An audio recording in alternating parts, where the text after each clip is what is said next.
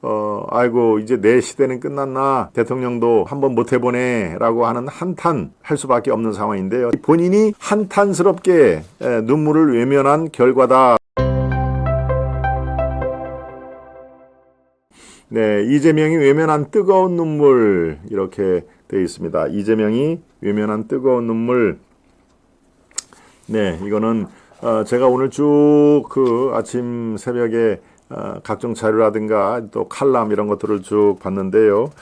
예, 오늘 여러분들께 살짝 소개해 드릴 말씀은 이 데일리 안의 기자 수첩입니다만은, 이 기자 수첩은 이제 현장을 뛰는 기자들입니다. 뭐 이렇게 논설위라든가 이렇게 아주 고참 기자가 아니고 현장에서 뛰는 기자의 기자 수첩인데요. 예, 충분히 설득력이 있고 또 이재명이 어떤 눈물을 외면했길래 본인이 이제 눈물을 흘릴 처진지 요거에 대해서 현장감을 녹여서 쓴 글이 있습니다. 이게 어떤 내용보다도 오늘 전해드리고 싶은데요. 일단 아까 만평하고 더불어서 요 지금 주요 쟁점들이 뭐가 있는지 표로 한번 살펴보고 요 기자 칼럼을 제 생각과 함께 전해드리도록 하겠습니다. 한번 보여주시죠. 예, 이재명의 진행 중인 재판, 이게 지금 4개인데 하나가 더 추가가 됐다고 그랬죠. 네, 사적 법인카드 유용 혐의, 이거는 자기 부인인 해경궁 홍 씨도 마찬가지로 지금 지난번에 1심 판결에서 벌금이 150만 원이었나요? 200만 원이었나요? 사실 이재명 외에는 별 우리가 기억에 하고 싶지가 않죠. 자, 4개의 재판이 지금 들어가 있습니다. 대장동 개발 비리, 백현동 개발 비리, 위례신도시 개발 비리, 성남FC 후원금, 네, 요 사건에 대해서 특경법, 또 옛부패방지법, 제3자 뇌물법, 이것이 지금 되어 있고요. 두 번째, 검사 사칭 위증교사, 요게 바로 25일 날 선고가 되어 있는, 예정이 되어 있습니다. 세 번째가 대선 허위 발언, 요거는 말씀드린 대로 지난주 금요일 날 공직선거법 위반으로 징역 1년에 집행유예 2년, 여러분들께서 잘 아시는 범위가 바로 3번에 해당되고요. 하나가 더 있습니다. 쌍방울 대북송금, 이거는 제3자 뇌물 외국환 거래법, 남북교류협력법 위반, 이것이 바로 쌍방울 대북송금에 연루가 돼 있는 상황인 것이죠. 여기에다가 법카 유용 혐의가 추가로 돼 있어서 이제 5개의 재판이 들어가 있다. 참 바쁘겠습니다. 그렇죠? 이재명, 당대표도 수행하랴, 또 일주일에 2번, 3번씩 재판에 불려나가랴. 지금 저 법카 유용 사건은 또 서울중앙지법이 아니고요. 수원지법입니다. 수원. 네, 수원지법의 쌍방울 대북송금과 마찬가지로 여기서 여의도에서 지금 당사가 여의도에 있으니까요. 여의도에서 중앙지법까지는 뭐 한 50분 정도 평상시 되는데 수원으로 내려가려면은 아마 한 2시간 잡아야 될 겁니다. 1시간 반에서 수원까지 가는 그 도로가 워낙 막히기 때문에 제가 뭐 이재명의 가는 길이 막히는 것까지 제가 걱정할 그 처지는 아닙니다만은, 글쎄 본인도 아마 속으로 아이고 이제 내 시대는 끝났나, 대통령도 한번 못 해보네 라고 하는 한탄, 이 얘기를 할 수밖에 없는 상황인데요. 자, 이 본인이 한탄스럽게 눈물을 외면한 결과다라고 제가 이 기자 수첩을 여러분과 함께 음미를 해보도록 하겠습니다. 지난 22년 2월 23일, 그러니까 2년 한 반 정도 됐죠. 기자들 앞에 웬 어린 학생이 섰다, 이렇게 시작을 합니다. 누가 보기에도 잔뜩 긴장한 얼굴로 기자들 앞에 선 그는 아주 떨리는 목소리로 자신을 고 김문기 성남도시개발공사 처장의 장남이라고 소개를 했다.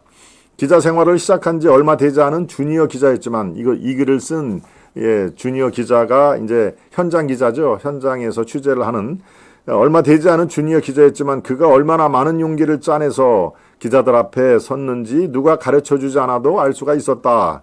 그의 말 한마디 한마디 그의 고민과 두려움과 불안감과 슬픔을 느낄 수가 있었다. 김 전 처장, 아버지 김문기죠. 김 전 처장은 성남시에서 대장동 개발 실무를 총괄하다 2021년부터 특혜 의혹 관련 수사를 받다 극단적인 선택을 한 인물이다. 이재명은 바로 다음날 언론 인터뷰에서 김 전 처장에 대해 안타깝다. 시장 재직 때 나는 그를 몰랐다라고 발언을 했다. 한때 그는 대장동 환수 조항을 삭제하는데 관여하고 보고했다고 의심을 받기도 했지만 그는 초과이익 환수 조항을 넣자고 거듭 주장한 인물로 드러나기도 했다. 이와 관련해 김문기 처장의 유가족들은 내내 분통을 터뜨렸다. 기자들 앞에 선 김 전 처장의 장남도 회견에서 연신 왜 이재명은 아버지를 모르고 기억이 안 난다고 거짓말하느냐라고 되물으며 분노를 표했었다. 그 아들은 이렇게 얘기를 합니다. 오늘 이 자리에 오기까지 망설임이 정말 많았다. 그러나 저희 가족은 더 이상 버틸 수가 없어 이 자리에 나왔습니다. 아버지가 돌아가시고 발인 날이 12월 24일 크리스마스 이브였습니다. 3일장 동안 이재명은 8년 동안 봉사한 아버지에게 조문이나 애도의 뜻도 비치지 않았습니다. 심지어 발인 날에는 산타클로스 복장을 하고 나와 춤을 추는 모습까지 보였습니다. 이 모습을 TV에서 80대 친할머니가 보고 오열하며 가슴을 치고 분통을 터뜨렸다라고 울분을 토했습니다. 자, 이거 기억나시죠? 2년 전 산타클로스 때 크리스마스 때 산타클로스 복장을 하고 나와서 이재명이 춤을 추는 모습 저는 뭐 눈에 선합니다. 그런데 이게 하필이면은 김문기 처장의 발인 날이 크리스마스 이브였고 가족들은 거의 실신할 지경이었는데 TV를 통해서 이재명의 모습은 산타클로스 복장을 하고 나와서 춤까지 추는 그런 모습이 TV를 통해서 흘러나왔다. 이건 뭐 울분이 아니라 글쎄요 참 어떻게 얘기를 해야 되나요? 자, 이제 아들이 참여한 이 기자회견은 20여 분간이 이어졌고 기자회견 내내 울먹이던 그 아들은 결국 기자회견이 끝나자 참았던 눈물을 터뜨렸다. 한참을 자리에서 오열하던 그는 함께 자리에 나온 김은혜 의원과 권성동 의원의 위로를 받으며 기자회견장을 떠났다. 이날 기자회견에서는 고 김문기 씨가 딸에게 보내는 동영상, 이재명 대표와 고 김문기 씨가 함께 찍은 단체 사진 등이 다수 공개됐다. 바로 이것이 결정적인 증거 중에 하나였습니다. 고 김문기 씨가 딸에게 보낸 동영상 뭐라고 돼 있었나요? 여러분 아마 매체를 통해서 각종 매체를 통해서 얘기를 했죠. 나 오늘 시장님하고 골프 쳤어. 그래서 오늘 아주 기분 좋아 라는 얘기였죠. 그러니까 골프를 같이 치고 아마 숙소에 들어가서 자기 자식에게 영상을 이렇게 카톡으로 글씨를 보내는 게 아니라 아예 이렇게 영상을 찍어서 보냈다는 것이죠.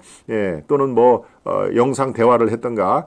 그 말 중에 하나가 나 오늘 지금 막 그 시장님하고 골프 치고 돌아오는 중이야. 아유 기분 아주 참 좋아. 라고 얘기를 한 것이 이 재판부에서는 같은 팀으로 골프는 4명이 한 조를 이루어서 치지 않습니까? 같은 조를 이루어서 골프를 치면은 보통 한 5시간 정도 같이 목욕탕 가서 샤워도 하고 5시간, 5시 반 정도 이 같은 시간을 보내는데 그래서 이 사람을 모를 수가 없다라고 결정적인 증거물로 채택을 했다는 거 다 판결문에 나와 있죠. 계속 이렇게 기자 칼럼은 이어집니다. 이후 이상하게 날씨가 추워지면 나는 이 기자회견이 떠올랐다. 그 추운 겨울날 아버지의 죽음을 받아들고 어느 유력 대선 후보의 진실을 요구하는 기자회견장에 서기까지 이제 막 10대를 벗어나는 학생이 했을 수많은 고민들이 그대로 전해졌던 기자회견이기 때문이었을 것이다. 그리고 올 11월 15일 2024년 11월 15일 이재명의 공직선거법 위반 1심 선고 결과가 나왔다. 재판부는 이재명의 징역 1년, 집행유예 2년의 중형을 선고를 했다. 재판부는 해외 출장 기간 중 김문기와 골프를 치지 않았다고 한 부분이 허위사실이라며 유죄를 인정했다. 이재명의 이 같은 중형에는 이 학생, 즉 김문기 처장의 아들이 떨리는 목소리로 증언하며 공개한 딸에게 보내는 동영상 등이 유죄의 증거물로 채택돼 영향을 미친 것으로 알려졌다. 제가 지금 소상히 설명드린 바로 그 대목입니다. 그 기자회견 이후 미성년자였던 그 학생은 이제 어엿한 청년이 되어 아버지의 명예회복을 위해 재판대에 직접 증인을 서며 치열한 싸움을 했다. 장남이 치열한 법정 싸움을 벌이는 동안 남은 가족들도 편할 수는 없었을 것이다. 김문기 처장의 가족들은 매우 힘겹게 생계를 이어가며 이 땅에서 살아가고 있다. 김 전 처장의 아내는 일자리를 구하기 어려워 생계에 허덕이며 최근에는 한 떡볶이 가게에서 소일거리를 하며 삶을 꾸려가고 있다. 한동안에 성남 도시개발공사의 부인이면은 뭐 별 경제적으로 아마 걱정이 별로 없었을 겁니다. 그런데 이렇게 부군이 돌아가시고 이 운명을 달리하시고 이제 생계를 책임져야 하는 그 부인은 최근에 떡볶이 가게에서 알바를 하며 생계를 이어가고 있다. 네, 이것이 제가 지난주에 저도 이 사실을 제가 전해드렸습니다. 여기에 이 가족들이 고통 속에 살 동안 이재명 대표는 그간 민주당의 1인 지배 체제를 완성하고 압도적인 대선 주자로 군림했다. 그리고 틈만 나면 자신의 무죄를 주장하면서 정권을 뒤흔들고 있다. 그렇게 이재명은 여전히 당당하다는 듯 이들의 외로움을 용기를 비웃고 있다. 이제 겨우 1심이 지났다. 향후 남은 혐의에 대한 1심 선고가 예정이 돼 있고 대법원 판결은 또 언제 이루어질지 기억이 없다. 그런 동안 이들 가족의 시간은 하염없이 흘러가고 있다. 이 가족의 불행은 누구에게나 닥칠 수가 있다고 본다. 그렇기에 사법부도 이들의 삶을 무게에 엄중한 책임의식을 느껴야 할 것이다. 한 가지 더 바라는 것이 있다면 그 끝에 아버지와 가족을 위해 힘겨운 싸움을 해왔던 그 청년이 아픔에서 벗어나 자신의 행복을 위해 살아갈 수 있는 날이 오길 기도해 본다. 이왕이면 이들의 시간 앞에 이재명이 진심 어린 사과를 한다면 더 좋을 듯하다. 이렇게 이거는 뭐 아주 유명한 뭐 칼럼니스트가 아닌 현장을 뛰는 기자가 2년 전에 그 아들이 울부짖으면서 한 기자회견 모습을 떠올리면서 담담히 쓴 내용인데요. 오히려 현장 기자가 쓴 것이기 때문에 더 생생한 현장감과 공감을 이끌어낼 수가 있다고 판단이 돼서 여러분께 소개를 합니다마는 그렇습니다. 이재명이 그 아들의 눈물, 부인의 눈물, 딸의 눈물을 애써 외면하고 아유 나는 그 중요한 간부는 내가 어떻게 다 알아요. 나 그 사람 모릅니다. 라고 애써 외면을 했는데 결국은 자신에게 부메랑으로 그게 돌아왔다. 그리고 이제는 이재명이 눈물을 보이고 있다. 말씀드렸다시피 이제 내 시간은 끝나나 보다. 여기에 하나가 더 기소가 된다고 내가 1억 5천만 원 그 법카 유용을 해서 결국은 세금을 탕진을 했다는 그런 제목이 추가가 된다고 이건 정말 내가 빠져날 구멍이 없네 라고 하면서 혼자 눈물을 흘릴 것이다. 뜨거운 눈물을 외면한 이재명의 고독한 눈물이라고 표현할까요? 네, 이제 그의 시대는 거의 저 서산에 해가 걸릴 정도로 이제 막바지에 이르렀다 하는 그런 말씀을 칼럼을 통해서 전해드립니다.